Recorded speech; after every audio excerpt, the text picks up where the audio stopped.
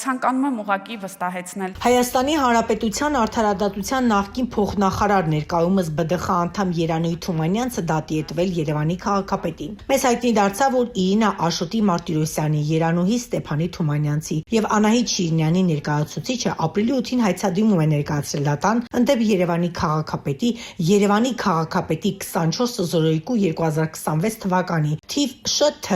ՇԹ/6/2265/8/26 շինարարության թույլտվությունն անվավեր ճանաչելու պահանջի մասին։ Հայցվորը ներկայացված միջնորդությամբ հայտնել է, որ տվյալ դեպքում առկա է վտանգ, որ կարող է փոփոխության ենթարկվել ընդհանուր բաժնային սեփականության գույքը, քանի որ ներկայումս իրականացվում են ակտիվ շինարարական աշխատանքներ, այդ թվում իրականացվում են շինարարական միջամտություններ շենքի ամբողջ նկուղային հատվածում, ուստի կարող է իրականացվել կառուցվածքային փոփոխություններ, որոնց հետագա վերականգնումը կարող է լինել տեխնիկապես դժվար կամ անհնարին։ Դատելով իրավիճակից Երևանի քաղաքապետը 2026 թվականի մարտի 24-ին շինարարության թույլտվություն է տվել կոնկրետ անձի, ինչը վերոնշյալ տարածքում բաժնային սեփականություն ունեցող անձանց իրավունքների հետ կապված խնդիր է առաջացրել, եւ հիմա դատանի միջոցով են փորձում կանգնեցնել Երևանի քաղաքապետի որոշումը։ Ինչպես արդեն նշել էինք, հայցվորներից մեկն էլ ԲԴԽ անդամ Երանուհի Թումանյանցն է։ Ինչով կավարտվի այս վեճը վարչական դատարանում, մենք կհետևենք քննության ընթացքին։